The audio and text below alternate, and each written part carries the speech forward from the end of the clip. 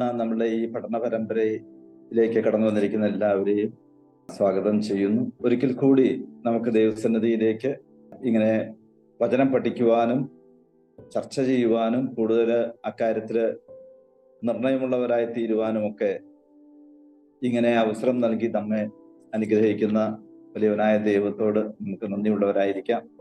ഇന്നത്തെ വിഷയമായിരിക്കുന്ന ദൈവഹിതം കണ്ടെത്തുന്നതിലെ ശരിയും തെറ്റും എന്ന നമ്മുടെ പഠനം നമുക്ക് മുൻപിൽ അത് അവതരിപ്പിക്കുന്ന എം ജോസഫ് സവറിനെ പ്രത്യേകമായിട്ട് ഈ മീറ്റിംഗിലേക്ക് സ്വാഗതം ചെയ്യുന്നു.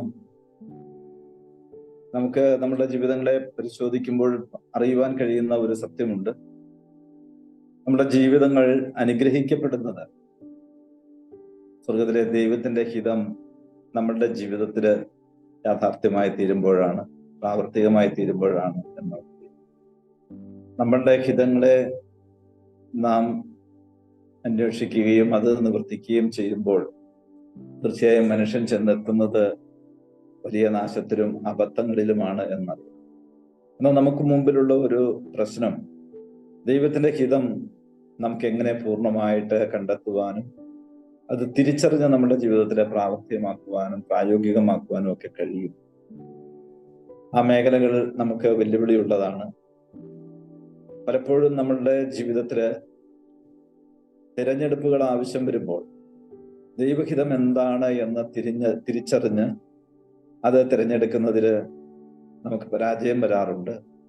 എന്നാൽ ശരിയായ തിരഞ്ഞെടുപ്പ് നമ്മുടെ ജീവിതങ്ങളെ അനുഗ്രഹീതമാക്കുന്നു എന്ന സത്യം നാം അറിയുകയും ചെയ്യുന്നു. ഈ വിഷയത്തില് നമ്മുടെ ദൈവത്തിന്റെ ഹിതം എന്ത് എന്ന് തിരിച്ചറിയുവാനും അത് നമ്മുടെ ജീവിതത്തില് നമുക്ക് തിരഞ്ഞെടുക്കുന്നതിന് വേണ്ടിയിട്ട് എപ്രകാരം സാധ്യമാകും എന്ന ആ ദൈവവചനത്തിൽ നിന്നുള്ളതായിരിക്കുന്ന അതിൻ്റെ വഴി മനസ്സിലാക്കുവാനും അത് നമുക്ക് പ്രായോഗികമാക്കുവാനും ഒക്കെ സാധ്യമാകുന്നത് എപ്രകാരമാണ് എന്ന ദൈവവചനത്തിൽ നിന്നും ഇന്ന് പ്രിയ എം ജോസഫ് സവറിലൂടെ നാം കേൾക്കുവാനായിട്ടിരിക്കുന്നു. തീർച്ചയായിട്ടും ഈ പഠനം നമുക്ക് വലിയ അനുഗ്രഹമായിട്ടുള്ള പഠനമാണ്. നാം ചിന്തിച്ചതുപോലെ ദൈവത്തിന്റെ ഹിതമാണ് നമ്മുടെ ജീവിതങ്ങളെ അനുഗ്രഹീതമാക്കുന്നത് എങ്കിൽ ആ ഹിതം തിരിച്ചറിയുന്നതിനും അത് മനസ്സിലാക്കി അതിനെ സ്വന്തം ജീവിതത്തിലേക്ക് നാം സ്വീകരിക്കുന്നതും അതിനെക്കുറിച്ച് നാം അങ്ങനെ സ്വീകരിക്കുന്നതിന് വേണ്ടി നാം അറിവുകൾ നേടുന്നത് അനുഗ്രഹീതമായിരിക്കുന്ന ഒരു പഠനം തന്നെ എന്ന് നമുക്ക് പറയുവാനുണ്ട്. ആ നിലയിൽ വളരെ ഗൗരവമുള്ളതായിരിക്കുന്ന ഒരു പഠനവും ചർച്ചയുമാണ് നമുക്ക് നടത്തുവാനായിട്ട് നാം പോകുന്നത്. ഈ പഠന ക്ലാസ്സിലേക്ക് എത്തിച്ചേർന്നിരിക്കുന്ന എല്ലാവർക്കും ഒരിക്കൽ കൂടി സ്വാഗതം അറിയിക്കുകയാണ്. നമുക്ക് ഈ വിഷയം ശ്രദ്ധാപൂർവം കേൾക്കാം. കർത്താവിൻ്റെ വലിയ നാമം മഹത്വപ്പെടുമാറാകട്ടെ. നമുക്ക് ഇന്ന് ഒരുമിച്ച് ദൈവത്തിൻ്റെ വചനം പഠിക്കുവാനായിട്ട് ദൈവം തന്ന അവസരത്തെ ഓർത്ത് ഞാൻ ദൈവത്തെ സ്തുതിക്കുന്നു. ഇന്ന് നമ്മൾ ചിന്തിക്കുന്ന വിഷയം ദൈവഹിതം അതിൻ്റെ ശരിയും തെറ്റുമെന്നും വളരെ പ്രസക്തിയുള്ളതും എന്നാൽ വിശദീകരിക്കാനായിട്ട് പ്രയാസമുള്ളതായ ഒരു വിഷയമാണ്. സാധാരണ ദൈവഹിതം എന്ന് പറയുമ്പോൾ സാധാരണ വിശ്വാസികൾക്ക് ചിന്തിക്കുന്നത് നമ്മുടെ ദൈനംദിന ജീവിത സംബന്ധിയായ കാര്യങ്ങളാണ്. ഏറ്റവും കൂടുതൽ ഈ ദൈവഹിതം എന്നൊക്കെ പറഞ്ഞു കേൾക്കുന്നത് വിവാഹ ആലോചനയോടുള്ള ബന്ധത്തിൽ, ജോലിയോടുള്ള ബന്ധത്തിൽ, പിന്നെ എവിടെ താമസിക്കണം, എന്ത് ചെയ്യണം, ഇങ്ങനെയുള്ള കാര്യത്തിലൊക്കെ ദൈവഹിതമാണ് നടക്കട്ടെ, ദൈവഹിതമാണ് മുന്നോട്ട് പോകട്ടെ എന്ന് പറയാറുണ്ട്. വാസ്തവത്തിൽ പലപ്പോഴും നമ്മൾ ഇങ്ങനെ പറയുമ്പോൾ ആ പ്രസ്താവന കേവലം ഒരു ക്രിസ്തീയ പ്രയോഗമായിട്ട് തീർന്നിട്ടുണ്ടോ എന്ന് സംശയമുണ്ട്. ദൈവീതാണ് നടക്കട്ടെ എന്ന് പറയുമ്പോൾ നമ്മൾ വലിയ ഗൗരവമൊന്നും അങ്ങനെ കൊടുക്കാറില്ല എന്നുള്ളതാണ് സത്യം. ഈ ദൈവഹിതത്തെക്കുറിച്ച് നമ്മൾ ചിന്തിക്കുമ്പോൾ എന്താണ് ദൈവത്തിൻ്റെ ഹിതം അല്ലെങ്കിൽ ഗോഡ്സ് വിൽ എന്ന വിഷയം എന്താണ്, അത് നമുക്ക് ഒരു നിർവചനം കണ്ടെത്തുവാനായിട്ട് നമുക്ക് ശ്രമിക്കാം. പിന്നെ ഈ ദൈവത്തിൻ്റെ ഹിതം എങ്ങനെയാണ് നമ്മൾ കണ്ടെത്തേണ്ടത്, അതിനുള്ള മാർഗങ്ങൾ എന്തൊക്കെയാണ്, പിന്നെ തെറ്റായ രീതിയിൽ എങ്ങനെയാണ് ഇത് ഉപയോഗിക്കപ്പെടുന്നത് എന്നുള്ളതൊക്കെ ചിന്തിക്കാം. ഈ വിഷയം ചിന്തിക്കുമ്പോൾ ആദ്യം എൻ്റെ ചിന്തയിലേക്ക് വന്നൊരു വാക്യം ആവർത്തന പുസ്തകം 29-ാം അധ്യായത്തിൻ്റെ 28-ാമത്തെ വാക്യം. മറഞ്ഞിരിക്കുന്ന കാര്യങ്ങൾ നമ്മുടെ ദൈവമായ യഹോവയ്ക്കുള്ളവയത്രേ, വെളിപ്പെട്ടിരിക്കുന്നവയോ നാം ഈ ന്യായപ്രമാണത്തിൻ്റെ സകല വചനങ്ങളും അനുസരിച്ച് നടക്കേണ്ടതിന് എന്നേക്കും നമുക്കും നമ്മുടെ മക്കൾക്കും ഉള്ളവയാകുന്നു. അപ്പൊ ഇവിടെ ഈ വേദഭാഗത്ത് 2 തരത്തിലുള്ള ദൈവത്തിൻ്റെ ഹിതം നമുക്ക് കാണുവാനായിട്ട് കഴിയും. ഒന്ന്, മറഞ്ഞിരിക്കുന്ന ദൈവത്തിൻ്റെ ഹിതം, റിവീൽ ചെയ്യപ്പെടാത്തതായ ദൈവത്തിൻ്റെ ഹിതം. 2, വെളിപ്പെടുത്തപ്പെട്ടതായ ദൈവത്തിൻ്റെ ഹിതം. ഒന്ന്, the secret will of God. 2, revealed will of God.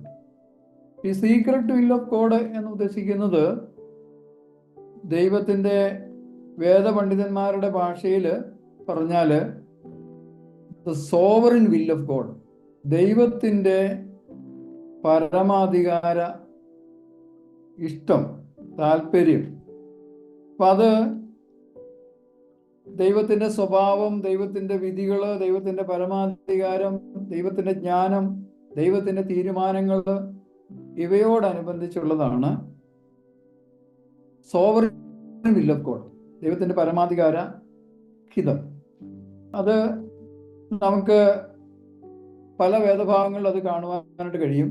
യെശയ്യാപ്രവചനം 46:9-10 ആരംഭത്തിങ്കൽ അവസാനവും പൂർവകാലത്ത് തന്നെ മേലെ സംഭവിക്കാനുള്ളതും ഞാൻ പ്രസ്താവിക്കുന്നു. എൻ്റെ ആലോചന നിവൃത്തിയാകും, ഞാൻ എൻ്റെ താല്പര്യമൊക്കെയും അനുഷ്ഠിക്കും എന്ന് ഞാൻ പറയുന്നു. അതുപോലെ തന്നെ 115:3 നമ്മുടെ ദൈവമോ സ്വർഗത്തിലുണ്ട്, തനിക്ക് ഇഷ്ടമുള്ളതൊക്കെയും അവൻ ചെയ്യുന്നു. ഈ ലോകത്തിലെ സകല കാര്യങ്ങളും ദൈവത്തിൻ്റെ ആത്യന്തിക ഹിതത്താൽ മാത്രമാണ് നടക്കുന്നത്. ദൈവത്തിൻ്റെ ആത്യന്തിക ഹിതം മാത്രമേ നിർവഹിക്കുകയുള്ളൂ. അതിനെ തടയുവാനായിട്ട് ആർക്കും കഴിയില്ല. ദൈവത്തിൻ്റെ ഇഷ്ടം, തൻ്റെ താല്പര്യം, അതാണ് ലോകത്ത് നടക്കുന്നത്. അപ്പം അത് ദൈവം ചെയ്യുന്ന കാര്യങ്ങൾ, എല്ലാ കാര്യങ്ങളും ഒന്നും നമുക്ക് വെളിപ്പെടുത്തി തന്നിട്ടില്ല. തൻ്റെ ഇഷ്ടങ്ങൾ, തൻ്റെ ഇഷ്ടപ്രകാരം കാര്യങ്ങളെ ചെയ്യുവാനായിട്ട് പരമാധികാരമുള്ള ഒരു ദൈവമാണ്. അപ്പോൾ അത് നമ്മൾ പറയുന്നത് സോവറിൻ വിൽ ഓഫ് ഗോഡ് എന്ന്. അത് നടന്നതിന് ശേഷമേ നമുക്ക് അത് മനസ്സിലാകുകയുള്ളൂ. ആത്യന്തികമായിട്ട് അതിനെ മാറ്റുവാനോ വ്യത്യാസപ്പെടുത്തുവാനോ അതിനെ നടപ്പാക്കാതിരിക്കാനോ ഒന്നും ആർക്കും കഴിയില്ല. അത് നടപ്പായിരിക്കുന്നത്. എന്നാൽ രണ്ടാമത്തെ ഇത് നമ്മൾ വായിക്കുന്നത് വെളിപ്പെട്ടിരിക്കുന്നവ എന്നൊരു ഗണത്തിലാണ്, റിവീൽഡ് വിൽ ഓഫ് ഗോഡ്. പിന്നെ നമ്മളിവിടെ ചർച്ച ചെയ്യപ്പെടാൻ പോകുന്നത് രണ്ടാമത്തെ സെക്ഷനാണ്, റിവീൽഡ് വിൽ ഓഫ് ഗോഡ്.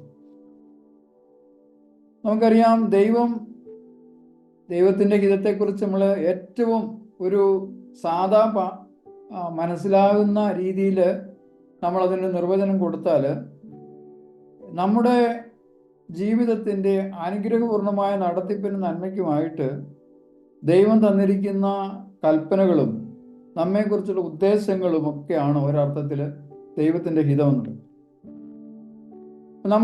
നമ്മുടെ ജീവിതത്തെ സംബന്ധിച്ചിടത്തോളം ദൈവത്തിന് ഒരു ഉദ്ദേശമുണ്ട്. അതിൻ്റെ ഏറ്റവും നടത്തിപ്പിന് ആവശ്യമായ കൽപ്പനകളും പ്രമാണങ്ങളും മുന്നറിയിപ്പുകളും ലക്ഷ്യങ്ങളും താല്പര്യങ്ങളും ഒക്കെ കർത്താവ് വെളിപ്പെടുത്തി തന്നിരിക്കുന്നു. അതാണ് ദൈവത്തിൻ്റെ ഹിതം എന്നുള്ളത്. അപ്പൊ നമുക്ക് ഈ ദൈവത്തിൻ്റെ ഹിതം എങ്ങനെ നമുക്ക് മനസ്സിലാക്കുവാനായിട്ട് കഴിയും? ഈ ദൈവത്തിൻ്റെ ഇഷ്ടം നമുക്ക് എങ്ങനെ വെളിവാകും? അപ്പൊ അതിനുള്ള ചില മുഖാന്തരങ്ങൾ നമുക്ക് പരിശോധിക്കാം. പ്രാഥമികമായിട്ട് ദൈവം തൻ്റെ ഇഷ്ടം, തൻ്റെ താല്പര്യം വെളിപ്പെടുത്തിയിരിക്കുന്നത് വചനത്തിലൂടെയാണ്. ഇവിടെ നമ്മൾ വായിക്കുന്നത് നാം ഈ ന്യായപ്രമാണത്തിലുള്ള സകല വചനങ്ങളും അനുസരിച്ച് നടക്കേണ്ടത് എന്നേക്കും നമുക്കും നമ്മുടെ മക്കൾക്കും ഉള്ളതാകുന്നു.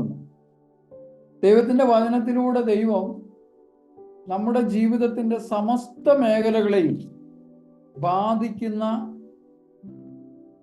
കൽപ്പനകളും പ്രമാണങ്ങളും മുന്നറിയിപ്പുകളും ഒക്കെ ദൈവം തന്നിട്ടുണ്ട്.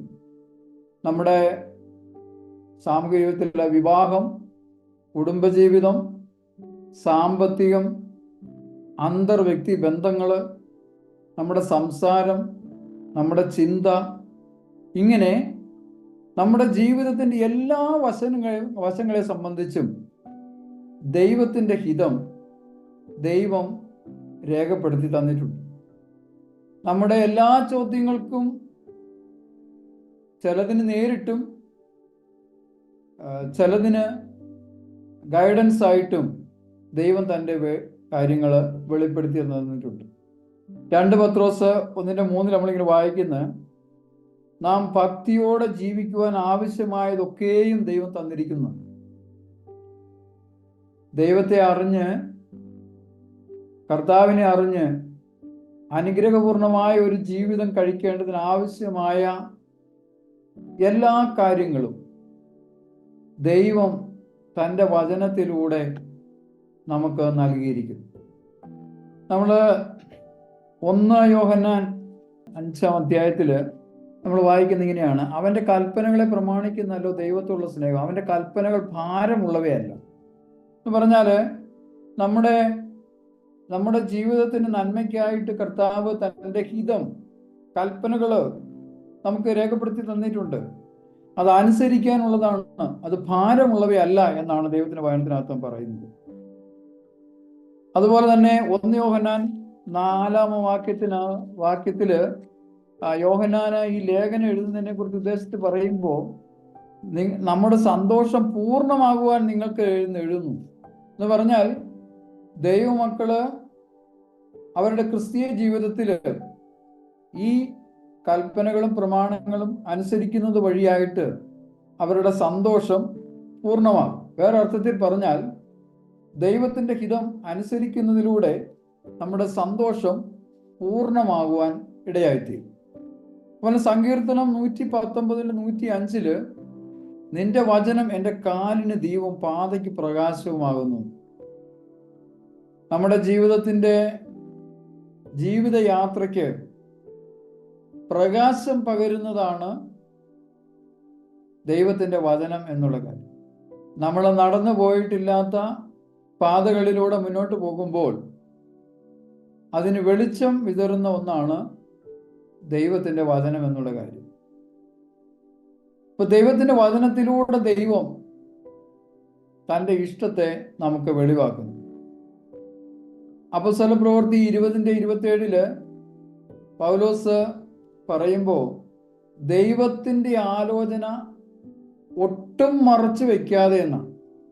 അവിടെയുള്ള മൂപ്പന്മാരോട് പറയുന്നത് ദൈവത്തിൻ്റെ ആലോചന, ഗോഡ്സ് വിൽ, ദൈവത്തിൻ്റെ ആലോചന ഒന്നും മറച്ചു വെക്കാതെ അവരോട് വെളിപ്പെടുത്തി. നമുക്കറിയാം, പൗലോസ് അവരെ ദൈവത്തിൻ്റെ വചനം പഠിപ്പിച്ചു, ദൈവവചനത്തിലെ സത്യങ്ങൾ അവരെ പഠിപ്പിച്ചു. അപ്പൊ അങ്ങനെ ദൈവത്തിൻ്റെ ആലോചന അവർക്ക് കിട്ടിയത് ദൈവവചനത്തിലെ സത്യങ്ങളിലൂടെയാണ്. അപ്പൊ ദൈവവചനത്തിലൂടെയാണ് നമുക്ക് ദൈവത്തിൻ്റെ ഹിതം നമുക്ക് തിരിച്ചറിയുവാനായിട്ട് ദൈവം ഉപയോഗിക്കുന്ന പ്രാഥമിക മുഖാന്തരം എന്നുള്ളത് ദൈവത്തിൻ്റെ വചനമാണ്.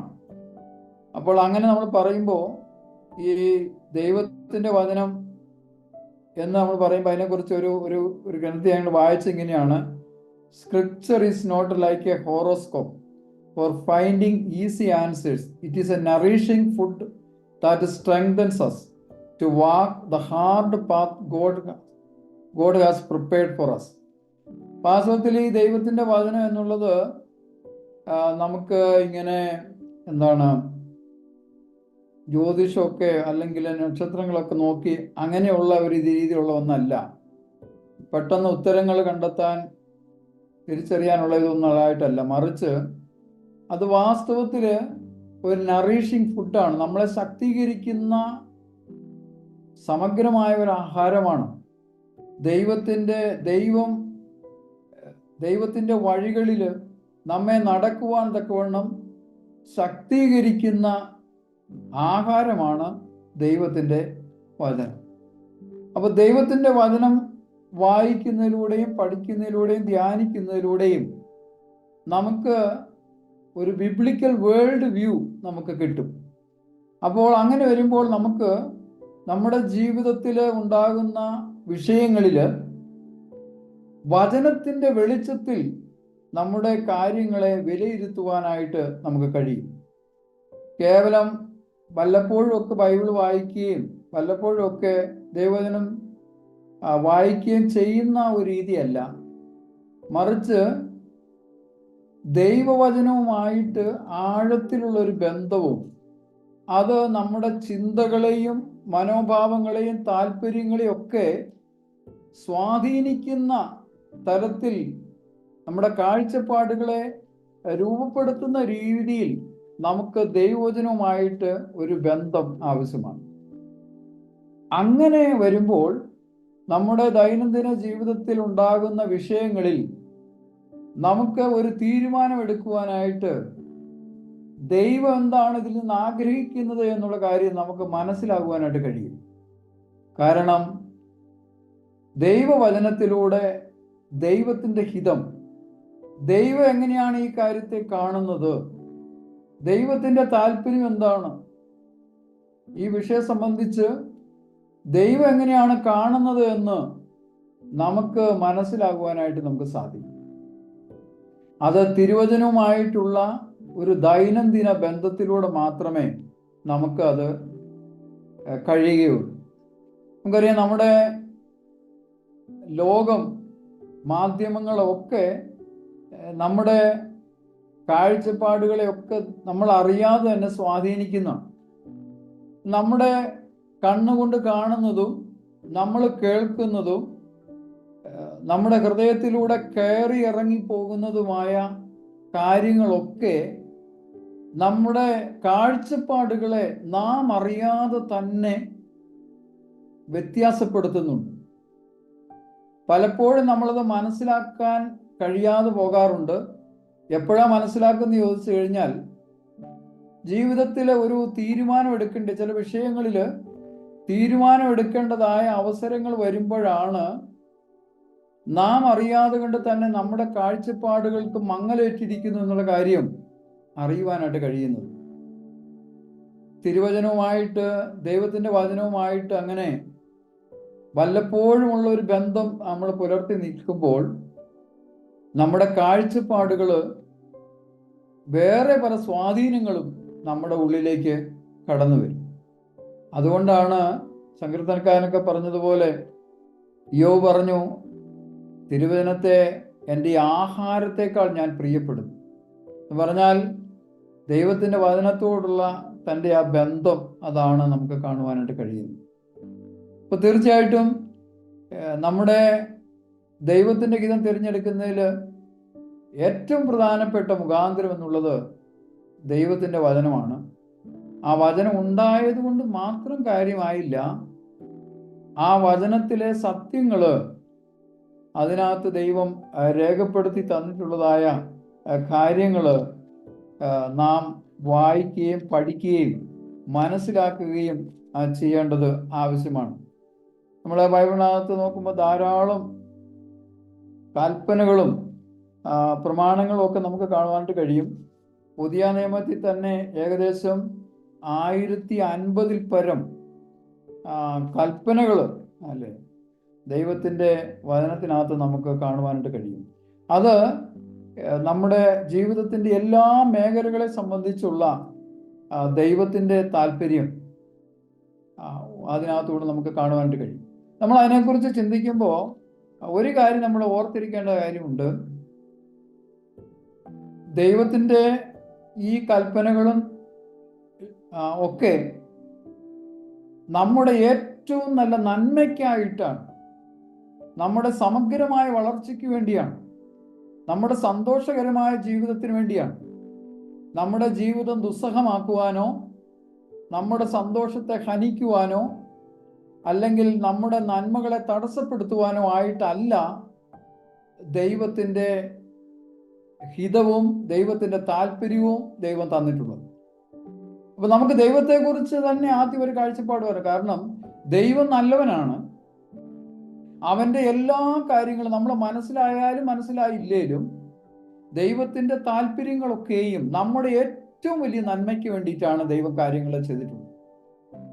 ഒരിക്കലും നമ്മുടെ സന്തോഷത്തെ ഹനിച്ച് നമുക്ക് സന്തോഷം അനുഭവിക്കരുത്, ദുഃഖം അനുഭവിക്കണം, അല്ലെങ്കിൽ നമുക്ക് അങ്ങനെയുള്ള ഒരു ചിന്തയിലല്ല ദൈവം കാര്യങ്ങളെ ചെയ്തിട്ടുള്ളത് എന്ന് നാം ഓർക്കേണ്ടത് ആവശ്യമാണ്.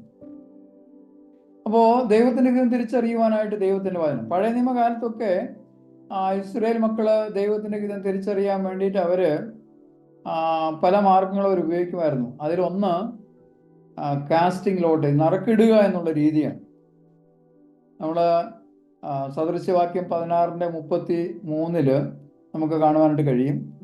പുറപ്പാട് ദിവസം 28-30 കാണുന്നുണ്ട്. ഉറിയും തുമ്മിയും ഇല്ലേ എന്ന് പറഞ്ഞു കഴിഞ്ഞാൽ അതിനെക്കുറിച്ച് പറയുന്നത് 2 കല്ലുകളാണ്. അത് യെസ് ഓർ നോ എന്ന് കണ്ടെത്തുകയാണ്. അതൊരു ബാഗിലിട്ടിട്ട് അതിനകത്ത് നിന്ന് യെസ് ഓർ നോ തിരഞ്ഞെടുക്കുന്ന രീതി ഉണ്ടായിരുന്നു, ഉറിയും തുമ്മിയും എന്ന രീതി. ലേവ്യ പുസ്തകം 16:8, യോശുവയുടെ പുസ്തകത്തിലൊക്കെ നമുക്കങ്ങനെ കാണുവാനായിട്ട് കഴിയും.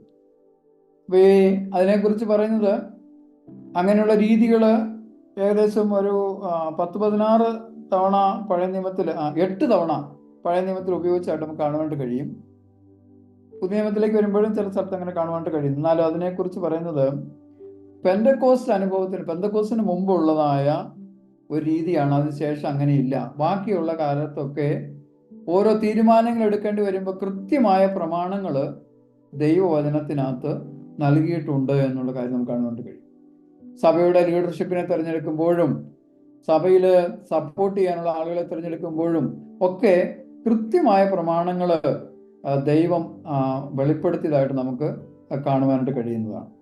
അപ്പോൾ ബൈബിൾ ഉടനീളം നമുക്ക് നമ്മുടെ ജീവിതത്തിൻ്റെ എല്ലാ മേഖലകളെ സംബന്ധിച്ചിടത്തും ചില പ്രമാണങ്ങളൊക്കെ നേരിട്ടും ചിലതിൽ അല്ലാതെയും നമുക്ക് വ്യക്തമായിട്ട് മനസ്സിലാകുന്ന രീതിയിൽ തന്നെ ദൈവത്തിൻ്റെ ഹിതം വെളിപ്പെടുത്തി തന്നിട്ടുണ്ട് എന്നുള്ള കാര്യമാണ്. അപ്പോൾ ദൈവഹിതം നമുക്ക് തിരിച്ചറിയുവാനായിട്ട് ദൈവത്തിൻ്റെ വചനം ആണ് നമുക്ക് ഏറ്റവും വിശ്വസനീയമായ ഒരു കാര്യം. അത് കേവലം വായിച്ചു എന്നുള്ളത് കൊണ്ട് മാത്രമല്ല, മറിച്ച് ദൈവത്തിൻ്റെ വചനം വായിച്ച് പഠിച്ച് ബൈബിളിൻ്റെ ഒരു കാഴ്ചപ്പാട് നമ്മുടെ ജീവിതത്തിൽ ഉണ്ടാകേണ്ടത് ആവശ്യം. വിവിധ വിഷയങ്ങളെ സംബന്ധിച്ച് ബൈബിളിൻ്റെ ഒരു കാഴ്ചപ്പാട് നമുക്ക് ഉണ്ടാകേണ്ടത് ആവശ്യം. ബൈബിളിലെ എല്ലാ വിഷയത്തെ സംബന്ധിച്ചും പറഞ്ഞിട്ടുണ്ട് എന്നുള്ള കാര്യം നമുക്ക് മനസ്സിലാക്കുവാനായിട്ട് കഴിയും. നമുക്ക് രണ്ടാമതായിട്ട് ദൈവത്തിൻ്റെ ഹിതം തിരിച്ചറിയുവാനായിട്ട് നമുക്ക് ചെയ്യാൻ വരുന്ന കാര്യം, റോമാലേഖനം 12:1-2 നമ്മൾ പറയുന്നത് ദൈവഹിതം തിരിച്ചറിയേണ്ടതിന് മനസ്സ് പുതുക്കി രൂപാന്തരപ്പെടണമെന്നാണ്. ഈ ലോകത്തിന് അനുരൂപമാകാതെ നന്മയും പൂർണ്ണതയും ഉള്ള ദൈവഹിതം തിരിച്ചറിയേണ്ടതിന് മനസ്സ് പുതുക്കി രൂപാന്തരം. അപ്പൊ അവിടെ ഈ ലോകത്തിന് അനുരൂപമാകരുത് എന്നുള്ളൊരു പ്രയോഗമുണ്ട്. ആ പ്രയോഗം, അനുരൂപം എന്നുള്ള പ്രയോഗം, അച്ചിലിട്ട് രൂപപ്പെടുത്തുക എന്ന് പറഞ്ഞാൽ ലോകം നമ്മൾ ശ്രമിച്ചുകൊണ്ടിരിക്കുന്നത് ലോകത്തിൻ്റെ അച്ചിലിട്ട് നമ്മളെ അതിൻ്റെ രീതിയിലേക്ക് രൂപപ്പെടുത്തുവാനുള്ള ഒരു വലിയ സ്വാധീനം ഇന്ന് നടക്കുന്നുണ്ട്. നമ്മുടെ കാഴ്ചപ്പാടുകളെ, നമ്മുടെ മനോഭാവങ്ങളെ, നമ്മുടെ ലക്ഷ്യങ്ങളെ, നമ്മുടെ താല്പര്യങ്ങളെ ഒക്കെ രൂപപ്പെടുത്താനുള്ള വലിയൊരു സമ്മർദ്ദം ലോകത്തു നിന്നുണ്ട്. അപ്പൊ നാം എന്ത് ചെയ്യണം? നാം മനസ്സ് പുതുക്കി രൂപാന്തരപ്പെടേണ്ടത് ആവശ്യമാണ്. നമ്മുടെ ജീവിതങ്ങളെ നമുക്ക് വിലയിരുത്തി, നമ്മുടെ കാഴ്ചപ്പാടുകളെ വിലയിരുത്തി, വചനത്തിന്റെ അടിസ്ഥാനത്തിൽ വിലയിരുത്തി നമ്മുടെ ജീവിതങ്ങളെ കർത്താവിന് സമർപ്പിക്കേണ്ടത് ആവശ്യമാണ്. ഡെഡിക്കേഷൻ ആവശ്യമാണ്. നമ്മുടെ സ്വന്തം താല്പര്യങ്ങളെയല്ല, സ്വന്തം ലക്ഷ്യങ്ങളെയല്ല, കർത്താവിന് വേണ്ടി ജീവിക്കുന്ന സാക്ഷികളായിട്ട്, ജീവനുള്ള ഒരു യാഗമായിട്ട്, നമ്മുടെ താല്പര്യങ്ങളെക്കാൾ ഉപരിയായിട്ട് കർത്താവിൻ്റെ ലക്ഷ്യങ്ങൾക്കും കർത്താവിൻ്റെ താല്പര്യങ്ങൾക്കും വേണ്ടി ജീവിക്കുക എന്നുള്ള കാര്യം. മൂന്നാമതായിട്ട് നമുക്ക് ദൈവത്തിൻ്റെ ഹിതം തിരിച്ചറിയുവാനായിട്ടും നമുക്ക് ചെയ്യാനായിട്ട് കഴിയുന്ന കാര്യം ഗോഡ്ലി കൗൺസിലേഴ്സ് എന്ന് പറഞ്ഞു കഴിഞ്ഞാൽ ഭക്തരായ ദൈവമക്കളുടെ ആലോചന എന്നുള്ളത്. നമ്മളത് 2 ദിനവൃത്താന്തം 26-ാം അധ്യായത്തില് ഉസിയാവിനെ കുറിച്ച് നമ്മളിങ്ങനെ വായിക്കുമ്പോൾ, ദൈവഭയത്തിൽ ഉസിയാവിനെ ഉപദേശിച്ചു വന്ന സക്കരിയാവിന്റെ ആയുഷ്കാലത്ത് അവൻ ദൈവത്തെ അന്വേഷിച്ചു.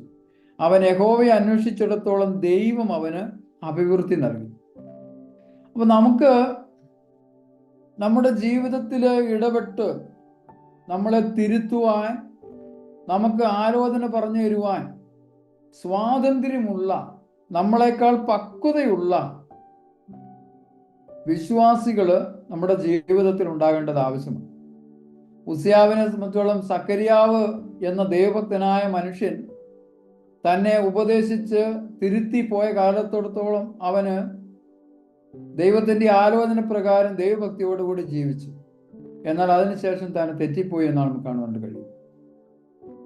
അപ്പൊ നമ്മെ തിരുത്തുവാൻ, ഉപദേശിക്കുവാൻ, ശാസിക്കുവാൻ സ്വാതന്ത്ര്യമുള്ള, നമ്മളെക്കാൾ ആത്മീയരായ ചില മനുഷ്യര് നമ്മുടെ ജീവിതത്തിൽ ഉണ്ടാകാം. ഇപ്പൊ ചില സന്ദർഭങ്ങളിൽ നമ്മൾക്കൊരു വിഷയം ഉണ്ടാകുമ്പോൾ അതിൻ്റെ ന്യായങ്ങളെ വേണ്ട രീതിയിൽ വിലയിരുത്തുവാനുള്ളതായ ഒരു വൈകാരികമായ അവസ്ഥ നമുക്ക് ഉണ്ടായെന്ന് വരികയില്ല. ഒരുപക്ഷെ നമ്മൾ ആ വിഷയം നമ്മളെ ഗ്രസിച്ചു പോയെന്നിരിക്കും, അല്ലെങ്കിൽ നമ്മുടെ ചില താല്പര്യങ്ങൾ നമ്മളെ അതിൽ മുക്കിക്കളഞ്ഞെന്ന് വരും. അപ്പോൾ മറിച്ചൊന്ന് ചിന്തിക്കുവാൻ, അതിന് മറുവശം കാണുവാൻ കഴിയാത്ത വിധം നമ്മൾ അതിൽ മുഴുകിപ്പോകാനുള്ള സാധ്യതയുണ്ട്. അപ്പൊ ചില അപകടങ്ങളെ നമ്മൾ കാണാതെ പോകാനുള്ള സാധ്യതയുണ്ട്, ചില തെറ്റുകളെ നമ്മൾ കാണാതെ പോകാനുള്ള സാധ്യതയുണ്ട്. അപ്പൊ ഈ സന്ദർഭത്തിലാണ് നമുക്ക് നമ്മെ തിരുത്തുവാൻ ആവശ്യമായ വ്യക്തിത്വങ്ങൾ ആവശ്യമായിരിക്കും. അപ്പോൾ തീർച്ചയായിട്ടും നമ്മുടെ ജീവിതങ്ങളിൽ ഇടപെടുവാൻ സ്വാതന്ത്ര്യമുള്ള ചില മനുഷ്യര് എല്ലാ മനുഷ്യർക്കും ആവശ്യമാണ്. അത് ലീഡേഴ്സ് ആയാലും സാധാരണ വിശ്വാസികളായാലും നമ്മുടെ എല്ലാവരുടെയും ജീവിതത്തിൽ. കാരണം നമുക്ക് പരാജയങ്ങളും തെറ്റായ കാഴ്ചപ്പാടുകളും തെറ്റായ തീരുമാനങ്ങളൊക്കെ എടുക്കുവാൻ എല്ലാ സാധ്യതയുള്ള മനുഷ്യരാണ് നാം. ദൈവവചനത്തിലെ പല സത്യങ്ങളെ നമ്മൾ അവഗണിച്ചു പോകാൻ സാധ്യതയുണ്ട്, ചിലതിനെ ശ്രദ്ധിക്കപ്പെടാതെ പോകാൻ സാധ്യതയുണ്ട്, ചിലതിനെ നമ്മൾ മനഃപൂർവ്വം അല്ലാതെ അവഗണിച്ചു പോകാനുള്ള സാധ്യതയുണ്ട്. അപ്പൊ ആ സന്ദർഭത്തിൽ നമ്മെ തിരുത്തുവാൻ, നമുക്ക് വേണ്ട ആലോചന പറയുവാനായിട്ട് സ്വാതന്ത്ര്യമുള്ള ചില മനുഷ്യർ ആവശ്യമാണ്. പിന്നെ ഇങ്ങനെയുള്ള ആലോചനകൾ ശ്രദ്ധിക്കുമ്പോൾ നമ്മൾ ശ്രദ്ധിക്കേണ്ടത് രഹബയാം ചെയ്ത പോലെ ചെയ്യരുത്.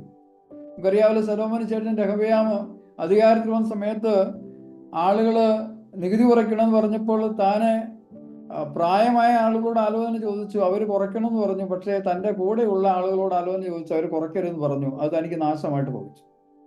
അപ്പൊ നമുക്കുള്ളൊരു സാധ്യത എന്ന് പറഞ്ഞാൽ, ചില സന്ദർഭങ്ങളിൽ നമ്മൾ ആലോചന ചോദിക്കുന്നത് നമുക്ക് ഇഷ്ടമുള്ളതായ കാര്യം പറയുമെന്ന് നാം ന്യായമായിട്ട് ചിന്തിക്കുന്ന ആളുകളോട് നമ്മൾ ആലോചന ചോദിക്കും.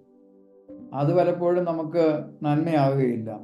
മറിച്ച് പക്വതയോടെ ഉത്തരം പറയുവാനായിട്ട് കഴിവുള്ള ചില മനുഷ്യര് നമ്മുടെ ജീവിതത്തിന്റെ അവസാന നിമിഷങ്ങൾ വരെയും ഇങ്ങനെയുള്ള ആളുകൾ എല്ലാ മനുഷ്യർക്കും ആവശ്യമാണ്. ആലോചനകൾ ചൂണ്ടിക്കാണിക്കുവാനും തെറ്റുകൾ തിരുത്തുവാനും ഒക്കെ ആയിട്ട് ഇത് ആവശ്യമാണ്. നാലാമതായിട്ട് നമുക്ക് ദൈവത്തിൻ്റെ ഹിതം തിരിച്ചറിയുവാനായിട്ട് പ്രാർത്ഥന എന്നുള്ള കാര്യമാണ്. ഇല്ലേ? യാക്കോബ് 1:5 നിങ്ങൾ ജ്ഞാനം കുറവുള്ളവൻ പ്രാർത്ഥിക്കട്ടെ, യാചിക്കട്ടെ എന്ന കർത്താവിനോട് പറഞ്ഞു. അപ്പോൾ നമുക്ക് ചില മേഖലകളിൽ നമുക്ക് എന്താണ് തീരുമാനം എടുക്കേണ്ടത്, എങ്ങനെയാണ് മുന്നോട്ട് പോകേണ്ടത് എന്ന് നമുക്കറിയില്ല. ഇപ്പോൾ ചിലപ്പോൾ തെറ്റിപ്പോകാൻ സാധ്യതയുണ്ട്. അപ്പോൾ നമുക്ക് ആദ്യം ദൈവവചനത്തിലെ പ്രമാണങ്ങൾ കൃത്യം നമ്മൾ നോക്കണം. കർത്താവിൻ്റെ വളരെ വ്യക്തമായിട്ട് രേഖപ്പെടുത്തിയിട്ടുള്ള കാര്യങ്ങൾ, നമ്മുടെ ലക്ഷ്യങ്ങളെ നമ്മൾ പരിശോധിക്കണം, നമ്മുടെ താല്പര്യങ്ങളെ പരിശോധിക്കണം, ദൈവത്തിൻ്റെ കൽപ്പനകളെ പരിശോധിക്കണം. ഇതൊന്നും നമ്മൾ ലംഘിച്ചിട്ടില്ല എന്നുണ്ടെങ്കിൽ അടുത്തായിട്ട് നമുക്ക് ചിലപ്പോഴും നമുക്ക് പ്രയാസം വരും എങ്ങനെ എടുക്കണം എന്നുള്ള കാര്യം. അപ്പം നമുക്ക് ദൈവത്തിൻ്റെ ആലോചനയ്ക്കായിട്ട് ദൈവത്തോട് നമുക്ക് ദൈവത്തിൻ്റെ നടത്തിപ്പനായിട്ട് നമുക്ക് കർത്താവിനോട് നമുക്ക് പ്രാർത്ഥിക്കാം. കർത്താവെ, എന്താണ് എടുക്കേണ്ടത് ഞങ്ങൾക്ക് അറിയില്ല, ഞങ്ങളെ സഹായിക്കണമേ എന്ന് പറയുമ്പോൾ കർത്താവ് തീർച്ചയായിട്ടും ആ കാര്യത്തിൽ സഹായിക്കും എന്നുള്ള കാര്യത്തിന് യാതൊരു സംശയവും ഇല്ല എന്നുള്ള കാര്യം. പ്രാർത്ഥന എന്നുള്ളത്. അടുത്തൊരു കാര്യം ആത്മനിറവ് എന്നുള്ള കാര്യം. എഫേസ്യ ലേഖനം 5:17 നമ്മൾ പറയുമ്പോൾ എന്താ പറയുന്നത്? വീഞ്ഞു കുടിച്ച് മത്തരാകരുത്, അത് ദുർനടപ്പുണ്ടാകുന്നു. ആത്മാവ് നിറഞ്ഞവരായിട്ട്, ആത്മാവ് നിറഞ്ഞവരായി ദൈവത്തിൻ്റെ ഹിതം തിരിച്ചറിയാനായിട്ട് നമുക്ക് കഴിയും. എന്താണ് ആത്മാവ് നിറയുക എന്ന് പറഞ്ഞാൽ? ദൈവാത്മാവിനാൽ നിയന്ത്രിക്കപ്പെടുക എന്നുള്ള കാര്യമാണ്. ദൈവാത്മാവിന് നമ്മുടെ ജീവിതത്തെ വിട്ടുകൊടുക്കുക. കർത്താവ് തൻ്റെ വചനത്തിലൂടെ, തൻ്റെ ആലോചനയിലൂടെ നമ്മളെ നിയന്ത്രിക്കുവാനായിട്ട് അനുവദിക്കുക എന്നുള്ള കാര്യമാണ്. ആത്മാവിനാൽ നിയന്ത്രിക്കപ്പെട്ടവരായിട്ട്, മദ്യം കുടിക്കുന്ന ആള് മദ്യത്തിന് അടിമയായി മദ്യത്താൽ നിയന്ത്രിക്കപ്പെട്ടവനായിട്ട് പോകുന്നത് പോലെ ദൈവത്തിൻ്റെ ആത്മാവിനാൽ നിയന്ത്രിക്കപ്പെട്ടവരായിട്ട് പോവുക എന്നുള്ള കാര്യമാണ് നമുക്ക് തീരുമാനങ്ങൾ എടുക്കുവാനായിട്ട് ആത്മാവിൻ്റെ നിറവ് എന്നുള്ളത്.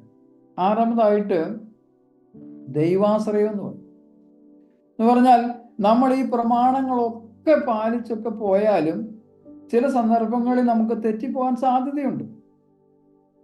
നമ്മുടെ തീരുമാനം ശരിയാവണം നിർബന്ധമില്ല. പക്ഷെ ഒരു കാര്യമുണ്ട്, നമ്മൾ മനഃപൂർവ്വമായിട്ട് കർത്താവിൻ്റെ പ്രമാണങ്ങളെ ലംഘിക്കുന്നില്ല, തെറ്റായ ലക്ഷ്യങ്ങളില്ല എന്ന് ഉറപ്പുവരുത്തി, തെറ്റായ കൽപ്പനകളൊന്നും ലംഘിക്കുന്നില്ല എന്ന് ഉറപ്പുവരുത്തി, ആലോചനകൾ ചോദിച്ചു, ഇതെല്ലാം കഴിഞ്ഞിട്ട് നമ്മളെടുത്ത് തീരുമാനങ്ങൾ തെറ്റിപ്പോകാം. എന്നാൽ ആ സന്ദർഭത്തിൽ കർത്താവിൻ്റെ മഹത്വത്തിന് വേണ്ടി നമ്മളെടുത്ത തീരുമാനം ഒരുപക്ഷെ തെറ്റിപ്പോയാലും ആത്യന്തികമായിട്ട് നന്മയ്ക്കായിട്ട് ദൈവം തീർക്കും എന്നുള്ള കാര്യം. ട്രസ്റ്റിംഗ് ഗോഡ്, അല്ലേ? ദൈവം അതിനെ നമ്മുടെ പരിമിതമായ അറിവ് വെച്ച്, പരിമിതമായ കഴിവിലൊക്കെ നമ്മൾ എടുക്കുന്ന തീരുമാനങ്ങളാണ്. എന്നാൽ ആത്യന്തികമായിട്ട് അതെല്ലാം നന്മയ്ക്കായിട്ട് തീർക്കുന്ന ഒരു ദൈവമുണ്ട്. ദൈവം അതിന്മേൽ പ്രവർത്തിക്കുമെന്നുള്ള കാര്യം. കാരണം നമുക്ക് തെറ്റായ ഉദ്ദേശങ്ങളോ ലക്ഷ്യങ്ങളോ ഒന്നും ഇല്ലായിരുന്നല്ലോ. അപ്പോൾ തീർച്ചയായിട്ടും ദൈവം ആ കാര്യത്തിൽ ആത്യന്തികമായിട്ട് അത് നന്മയ്ക്കായിട്ട് ദൈവം തീർക്കും. ദൈവത്തിൻ്റെ ഒരു ഇടപെടൽ ഉണ്ടാകും എന്നുള്ള കാര്യത്തിന് യാതൊരു സംശയവും ഇല്ല എന്നുള്ള കാര്യം. അപ്പോൾ ദൈവത്തിൻ്റെ, ഞാനൊരു കാര്യം പറയട്ടെ, നമ്മുടെ ജീവിതത്തിൻ്റെ എല്ലാ മേഖലകളെ സംബന്ധിച്ചിടത്തോളം ദൈവത്തിൻ്റെ ഹിതം ദൈവം വചനത്തിലൂടെ വെളിവാക്കിയിട്ടുണ്ട്. നാം ഈ ലോകത്ത് ഭക്തിയോടെ ജീവിക്കുവാൻ ആവശ്യമായ എല്ലാ കാര്യങ്ങളും നാം അറിയണമെന്ന് ദൈവം ആഗ്രഹിക്കുന്ന സകല കാര്യങ്ങളും ദൈവവചനത്തിനകത്ത് രേഖപ്പെടുത്തി തന്നിട്ടുണ്ട്. അപ്പോൾ ചില കാര്യങ്ങളിൽ നമ്മുടെ ഈ വർത്തമാനകാല ജീവിതത്തെ ചില വിഷയങ്ങൾ ചോദിക്കുമ്പോൾ അതിന് ചില പ്രമാണങ്ങൾ ഉണ്ടാകും. നേരിട്ടല്ലെങ്കിലും അതിനെ വ്യക്തമാക്കുന്ന ചില പ്രമാണങ്ങൾ, നേരിട്ടുള്ള കൽപ്പനയില്ലെങ്കിൽ അതിനുള്ള പ്രമാണങ്ങൾ ദൈവവചനത്തിൽ നമുക്ക് കാണുവാനായിട്ട് കഴിയും. അപ്പോൾ തീർച്ചയായിട്ടും ദൈവവചനം എന്നുള്ളത് കാര്യമാണ് ഏറ്റവും പ്രധാനപ്പെട്ട കാര്യം എന്ന് നമ്മൾ കണ്ടു. അതുപോലെ തന്നെ നമ്മുടെ മനസ്സ് പുതുക്കി രൂപാന്തരപ്പെടുക, അതുപോലെ തന്നെ നല്ല ഗോഡ്ലി കൗൺസിലേഴ്സ്, നമ്മുടെ ആലോചന പറയുവാനായിട്ട് പക്വതയുള്ള, ആത്മീയ പക്വതയുള്ള മനുഷ്യർ നമ്മുടെ ജീവിതത്തിൽ വേണം. പിന്നെ നമുക്കൊക്കെ ഒരു സ്വഭാവം എന്ന് പറഞ്ഞാൽ ഈ ആലോചന ചോദിക്കുന്നത് പിന്നെ പലപ്പോഴും പല തെറ്റായ തീരുമാനങ്ങളും എടുത്ത ശേഷമാണ് പലപ്പോഴും ആലോചന ചോദിക്കുന്നത്.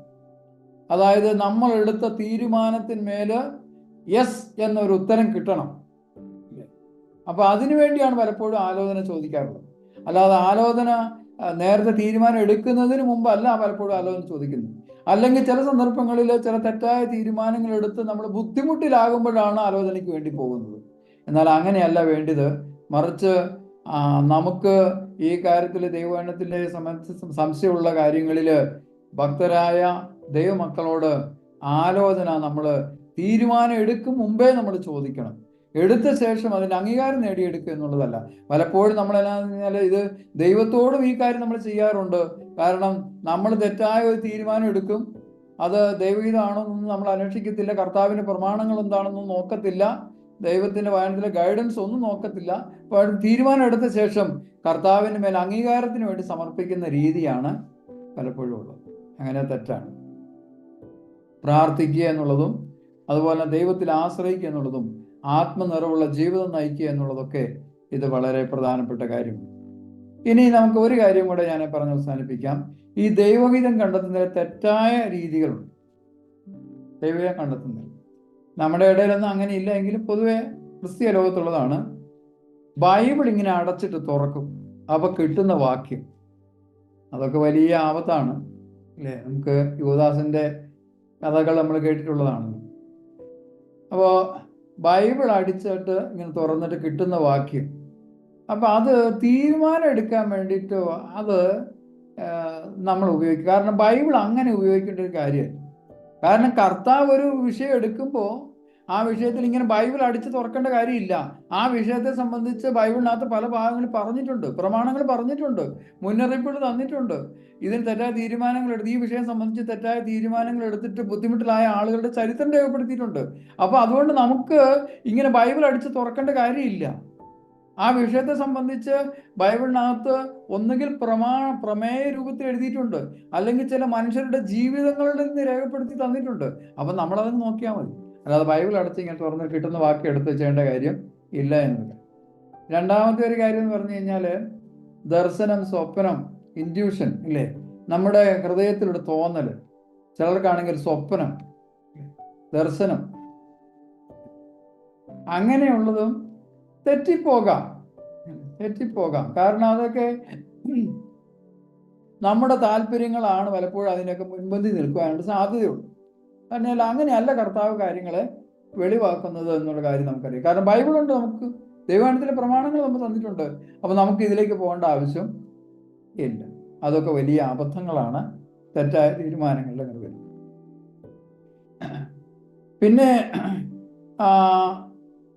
ഒരു കാര്യം എന്ന് പറഞ്ഞു കഴിഞ്ഞാൽ ഓരോ ഇൻസിഡൻസ് നമ്മുടെ ജീവിതത്തിൽ പിന്നെ ഇങ്ങനെ എടുക്കുകയാണ്. ഇൻസിഡൻസ് അതായത് ഒരു സംഭവങ്ങളെ നമ്മൾ അങ്ങോട്ട് വ്യാഖ്യാനിക്കും. അതൊരു ദൈവത്തിൻ്റെ നടത്തിപ്പായിട്ട് അതിനകത്ത് എത്രത്തോളം ശരിയുണ്ടാകും നമുക്ക് പറയാൻ പറ്റില്ല. പിന്നെ മറ്റ് പ്രമാണങ്ങളൊന്നും ലംഘിക്കാതെ ആണെങ്കിൽ സാധിക്കാം എന്ന് ആൾക്കാർ പറയാറുണ്ട്.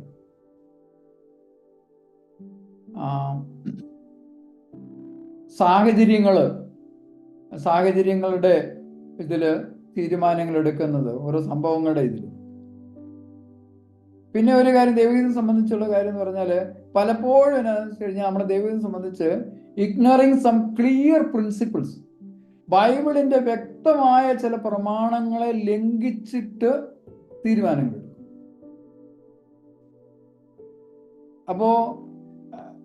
ഇപ്പൊ ഉദാഹരണം പറഞ്ഞാൽ വിവാഹം സംബന്ധിച്ച്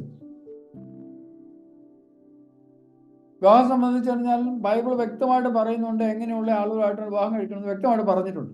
പക്ഷെ അത് ലംഘിച്ചിട്ട് കഴിഞ്ഞിട്ട് എന്താണ് ഏത് വിധേനയും ഒരാളെ രക്ഷിക്കാനുള്ള ഇല്ലേ താല്പര്യം ഇല്ലേ. അപ്പോൾ ഒരാളെ രക്ഷിക്കാൻ വേണ്ടിയാണെന്ന് പറയാം. അപ്പോൾ ഒരു ആത്മാവിന്റെ വില എത്ര ഭയങ്കരമാണ്. അപ്പോൾ അത് നമ്മള് ബൈബിളിന്റെ ഒരു കാര്യം എന്ന് പറഞ്ഞാൽ ദൈവത്തിന്റെ ഹിതം എന്ന് പറഞ്ഞു കഴിഞ്ഞാൽ ദൈവം വെളിപ്പെടുത്തിയിരിക്കുന്ന സത്യങ്ങൾക്ക് വിരുദ്ധമായി ദൈവത്തിന്റെ ഹിതമില്ല. അത് നമ്മൾ മനസ്സിലാക്കേണ്ട കാര്യമാണ്. ദൈവത്തിന്റെ വെളിപ്പെടുത്തിയ സത്യങ്ങൾക്ക് വിരുദ്ധമായി നമ്മെ സംബന്ധിച്ചിടത്തോളം ദൈവത്തിന് ഹിതമില്ല. ദൈവം ഒരിക്കലും എന്ന് പറഞ്ഞിട്ട് അത് കഴിഞ്ഞ് പിന്നീട് മാറ്റുന്ന ഒരു ദൈവം അല്ല എന്നുള്ള കാര്യമാണ്. പിന്നെ ആളുകളെ പലപ്പോഴും ഈ പ്രാർത്ഥന എന്ന് പറയും, നമ്മൾ പ്രാർത്ഥിക്കട്ടെ, ദൈവഗീതം പ്രാർത്ഥിക്കട്ടെ എന്ന് പറയും. ഞാനിങ്ങനെ കഥ കേട്ടിട്ടുണ്ട്. ഒരിക്കല് ഒരു വിവാഹാലോചന ഇങ്ങനെ വന്ന സന്ദർഭത്തില് പിന്നെ അവര് രണ്ട് കൂട്ടരും കൂടെ അവർ വന്നിട്ട് ആദ്യത്തെ കൂട്ടർ പറഞ്ഞു, ഞങ്ങള് ചെറുക്കൻ പെണ്ണൊക്കെ കണ്ടു. അത് കഴിഞ്ഞപ്പോ പിന്നെ പെണ്ണിന്റെ ചെറുക്കൻ്റെ കൂട്ടര് കയറി അകത്തേക്ക് പോയിട്ട് പറഞ്ഞു, ഞങ്ങളെ തീരുമാനം പറഞ്ഞതിന് ഞങ്ങൾക്കൊരു വാക്ക് പ്രാർത്ഥിക്കണമെന്ന് പറഞ്ഞു. അവനകത്തേക്ക് കയറിയിട്ട് അവർ ഉച്ചത്തിൽ പ്രാർത്ഥിച്ചു, കർത്താവേ, നിനക്കറിയാമല്ലോ എൻ്റെ മകന് ഇത്രയും വിദ്യാഭ്യാസം കിട്ടി, അവൻ്റെ ഡിഗ്രിയൊക്കെ പറഞ്ഞു. എന്നിട്ട് പറഞ്ഞു, കഴിഞ്ഞ ദിവസവും ഇത്ര വലിയ കോടീശ്വരമായിട്ടുള്ളൊരു കുടുംബത്തിൽ നിന്ന് വന്നു, അത് ഞങ്ങൾ ആ കാര്യം അങ്ങ് വിട്ടു കർത്താവേ, അങ്ങനെയൊക്കെ പറഞ്ഞ് ഇദ്ദേഹത്തിൻ്റെ ഗുണങ്ങളൊക്കെ അങ്ങനെ പറഞ്ഞു. കഴിഞ്ഞ് പ്രാർത്ഥിച്ചു വന്നിട്ട് പറഞ്ഞു. അപ്പോൾ മറ്റേ ആൾ പറഞ്ഞു, എനിക്കും പ്രാർത്ഥിക്കണമെന്ന് പറഞ്ഞു. അവരും കയറിയിട്ട് നേരെ തിരിച്ചു വന്നു. എന്താണ്, കർത്താവേ, ഇവർ പറഞ്ഞതിൻ്റെ ഇരട്ടി പറഞ്ഞ് കഴിഞ്ഞ ആഴ്ച വന്നതാണ്, എന്നാലും എന്ന് പറഞ്ഞിട്ട് പറഞ്ഞു. എന്ന് പറഞ്ഞു കഴിഞ്ഞാൽ പലപ്പോഴും നമ്മൾ ഈ ദൈവഗീതം പ്രാർത്ഥിക്കാമെന്നൊക്കെ പറയുമ്പോൾ വാസ്തവത്തിൽ അത് സീരിയസ് ആയിട്ടല്ല എന്നുള്ള കാര്യമാണ് സത്യം. പലപ്പോഴും അത് ഭംഗിക്ക് വേണ്ടി പറയുന്ന ഒന്നായിട്ട് തീർന്നിട്ടുണ്ടെന്ന്. ഒരു കാര്യം കൂടെ ഞാൻ പറയട്ടെ. ഞാൻ ഇങ്ങനെ ചില പുസ്തകങ്ങളൊക്കെ വായിച്ചപ്പോൾ ഒരു തെറ്റായ ഒരു ധാരണയുണ്ട്. ഇൻഡിവിജ്വൽ സ്പെസിഫിക് പ്ലാൻ എന്ന് പറയും. എന്ന് പറഞ്ഞാൽ ദൈവത്തിന് ഓരോ വ്യക്തിയെ സംബന്ധിച്ചിടത്തോളം ഇൻഡിവിജ്വലായിട്ട് പ്ലാനുണ്ട്. അപ്പോൾ അവൻ ആരെ കല്യാണം കഴിക്കണം, എവിടെ താമസിക്കണം, എന്ത് ജോലി ചെയ്യണം, എങ്ങനെ ചെയ്യണം എന്നുള്ള കൃത്യമായിട്ടുള്ള പദ്ധതികളുണ്ട്. അപ്പൊ അത് കൃത്യം കണ്ടെത്തിയാൽ മാത്രമേ ജീവിതം ശരിയാകത്തുള്ളൂ. അതങ്ങനെയാണ് ദൈവഗീതം. അതിന് വേറെ ഓപ്ഷൻസ് ഒന്നുമില്ല. പക്ഷെ നമ്മൾ ദൈവത്തിന്റെ വചനം നമ്മൾ വായിക്കുമ്പോൾ അങ്ങനെയുള്ള ഒരു ദൈവത്തിന് തീർച്ചയായിട്ടും നമ്മളെ എല്ലാവരെയും സംബന്ധിച്ചുള്ള ഒരു ഉദ്ദേശമുണ്ട്, അതിന് യാതൊരു സംശയമില്ല. എന്നാൽ നമ്മളെ സംബന്ധിച്ചോളം ദൈവത്തിന്റെ ഗീതം നമ്മൾ തിരഞ്ഞെടുക്കാനായിട്ട് ദൈവം ചില ജനറൽ പ്രിൻസിപ്പിൾസ് ആണ് നമുക്ക് തന്നിട്ടുള്ളത്. ഓരോ സബ്ജക്റ്റ് സംബന്ധിച്ചിടത്തോളം ദൈവത്തിന്റെ ഹിതം ദൈവം വെളിപ്പാക്കി തന്നിട്ടുണ്ട്. അത് പൊതുവായിട്ടുള്ള ചില സത്യങ്ങളും പ്രമാണങ്ങളുമാണ് ദൈവം തന്നിട്ടുള്ളത്. അതല്ലാതെ ഓരോ വ്യക്തിയെ സംബന്ധിച്ചിടത്തോളം ആ വ്യക്തിക്ക് വേണ്ടി സ്പെസിഫിക് ആയിട്ട് ദൈവത്തിന്റെ ഉദ്ദേശം എന്താണ് എന്ന് നമ്മൾ കണ്ടെത്തണം എന്നുള്ളൊരു സൂചന ഇല്ല എന്നാണ് പറയുന്നത്. മറിച്ച് പൊതുവായിട്ട് ഇപ്പൊ വിവാഹത്തെ സംബന്ധിച്ചിടത്തോളം ദൈവത്തിന്റെ ഹിതം ദൈവം വെളിപ്പെടുത്തി തന്നിട്ടുണ്ട്. നമ്മളൊരു ബിസിനസ് ചെയ്യാനായിട്ട് പോവുകയാണെങ്കിൽ അതിനെ സംബന്ധിച്ച് ദൈവത്തിന്റെ കാര്യം പറഞ്ഞിട്ടുണ്ട്. പിന്നെ തീർച്ചയായിട്ടും നമ്മുടെ കഴിവുകള്, കൃപാവരങ്ങളൊക്കെ തീർച്ചയായിട്ടും അതിന് സൂചകങ്ങളാണ്, ഇല്ലേ? കാരണം ദൈവത്തിന്റെ ഹിതം ഒരു തൊഴിലിനെ സംബന്ധിച്ചിടത്തോളം, നമ്മുടെ മുന്നോട്ടുള്ള കാര്യങ്ങളെ സംബന്ധിച്ചിടത്തോളം, നമ്മുടെ സാഹചര്യങ്ങള്, പിന്നെ നമ്മുടെ കഴിവുകളൊക്കെ സൂചകങ്ങളാണ്. അതൊക്കെ നമുക്ക് തള്ളിക്കളയാനായിട്ട് കഴിയുകയില്ല. എന്നാൽ കൃത്യമായിട്ട് ആ ഒരു പോയിന്റില് ദൈവം നമ്മളെക്കുറിച്ച് കൃത്യമായിട്ട് ഉദ്ദേശിച്ചിരിക്കുന്ന ഒരു കാര്യമുണ്ട്. അത് കണ്ടെത്തിയില്ലെങ്കിൽ പരാജയങ്ങൾ, അങ്ങനെ നമുക്ക് പറയാനായിട്ട് നമുക്ക് സാധിക്കില്ല. ദൈവത്തിന് നമ്മളെ എല്ലാവരും സംബന്ധിച്ചുള്ള ഉദ്ദേശമുണ്ട് എന്നുള്ള കാര്യം സത്യമാണ്. ദൈവം അത് ചെയ്യും. അതെല്ലാം നന്മയ്ക്കായിട്ടാണ് ദൈവം ചെയ്യുന്നത്. ഇനിയിപ്പോൾ നമ്മൾ മനഃപൂർവ്വമല്ലാതെ, ഞാൻ ആദ്യം പറഞ്ഞതുപോലെ തന്നെ, ഒരു പക്ഷേ നമ്മുടെ തീരുമാനങ്ങളിൽ മനഃപൂർവ്വമല്ലാത്ത വീഴ്ചകൾ വന്നാൽ പോലും അതിനെ തിരുത്തി നന്മയ്ക്കാക്കി ദൈവം ചെയ്യുന്ന ഒരു ദൈവമാണ്, കരുണയുള്ള ഒരു ദൈവമാണ് നമ്മുടെ ദൈവം. അതിനർത്ഥം അനുസരണക്കേട് ന്യായീകരണമായിട്ടല്ല ഞാനിത് പറഞ്ഞത് എന്നൊരു കാര്യമില്ല. ദൈവം നമ്മെ സഹായിക്കട്ടെ. ഞാൻ പറഞ്ഞു വന്ന കാര്യങ്ങളിൽ ദൈവത്തിന്റെ ഹിതമെന്ന് പറഞ്ഞാൽ മറിഞ്ഞിരിക്കുന്ന ഒന്നെല്ലാം വളരെ വ്യക്തമായിട്ട് ദൈവവചനത്തിനകത്ത് രേഖപ്പെടുത്തിയിട്ടുണ്ട്. അത് കേവലം ബൈബിൾ വായിച്ചുകൊണ്ട് മാത്രം കിട്ടുകയില്ല. ദൈവവചനത്തിലൂടെ ഒരു ലോക കാഴ്ചപ്പാട്, ബൈബിളിന്റെ ഒരു കാഴ്ചപ്പാട് നമ്മുടെ ജീവിതത്തിൽ നമുക്ക് ആവശ്യമാണ്. അതുപോലെ നമ്മളെ തിരുത്തുവാൻ, നമുക്ക് ആലോചന തരുവാനായിട്ട് നമ്മൾ ശക്തമായിട്ട് ഇടപെടുന്ന ചില മനുഷ്യര് നമ്മുടെ ജീവിതത്തിൽ ആവശ്യമാണ്. നമുക്ക് പ്രാർത്ഥനയിലൂടെ ദൈവമായിട്ട് നല്ലൊരു ബന്ധം നമുക്ക് ആവശ്യമാണ്. അതുപോലെ തന്നെ പരിശുദ്ധാത്മ ഒരു ജീവിതത്തിന് സമർപ്പിക്കപ്പെട്ട ഒരു ജീവിതം നമുക്ക് ആവശ്യമാണ്. ദൈവമായ കർത്താവ് ഈ വചനങ്ങളാൽ നമ്മെ സഹായിക്കട്ടെ. ദൈവത്തിന്റെ വചനപ്രകാരമുള്ള തീരുമാനങ്ങൾ എടുക്കുവാനായിട്ട് സ്വർഗത്തിലെ ദൈവം നമ്മെ ഏവരെയും സഹായിക്കട്ടെ. ഈ ഗഹനമായ വിഷയം വളരെ ലളിതമായി എന്നാൽ വളരെ ആഴമായി വിവരിച്ച് മനസ്സിലാക്കുവാൻ തക്കവണ്ണം അവതരിപ്പിച്ച പ്രിയ സഹോദരനോടുള്ള നന്ദി പ്രത്യേകമായിട്ട് അറിയിക്കുന്നു. നാം കേട്ടതുപോലെ നമ്മുടെ ജീവിതത്തിലെ ദൈവഹിതം എന്താണ് എന്ന് കണ്ടെത്തുന്നതിൽ പലപ്പോഴും നമുക്ക് സംഭവിച്ചു പോകുന്ന പോരായ്മകൾ എന്താണ് എന്ന് നാം ഒരിക്കൽ കൂടി ആഴമായി പഠിക്കുകയായിരുന്നു. പലപ്പോഴും നമ്മളുടെ ചിന്തകൾക്കും ധാരണകൾക്കും വ്യത്യസ്തമായിട്ട് കാര്യങ്ങൾ ദൈവവചനത്തിൽ ഉണ്ട് എന്ന് നാം കണ്ടു. ദൈവവചനത്തിന്റെ ശരിയായ പഠനത്തിലൂടെ ശരിയായ ദൈവഹിതം എന്താണ് എന്ന്, നമ്മെ സംബന്ധിച്ച ദൈവഹിതം എന്താണ് എന്ന് നമുക്ക് മനസ്സിലാക്കുവാനായിട്ട് കഴിയും. ആഴമായ പഠനത്തിലൂടെ ജ്ഞാനമുള്ള ഒരു ഹൃദയം പ്രാപിച്ച് നമ്മുടെ ജീവിതത്തിലെ ശരിതെറ്റുകളെ വിവേചിച്ചറിയുവാനായിട്ടുള്ള ഒരു ജ്ഞാനമുള്ള ഹൃദയം നമുക്ക് ദൈവവചന പഠനത്തിലൂടെ രൂപപ്പെടുത്തുവാനായിട്ട് കഴിയുമെന്ന്, അതുപോലെ ഭക്തരായിരിക്കുന്ന ആളുകളുടെ ആലോചന ദൈവഹിതം മനസ്സിലാക്കുവാൻ നമ്മെ സഹായിക്കുന്ന കാര്യമാണ് എന്ന് ചിന്തിച്ചു. പ്രാർത്ഥനയിലൂടെ ദൈവഹിതം തിരിച്ചറിയാമെന്ന സത്യം നാം കേട്ടു.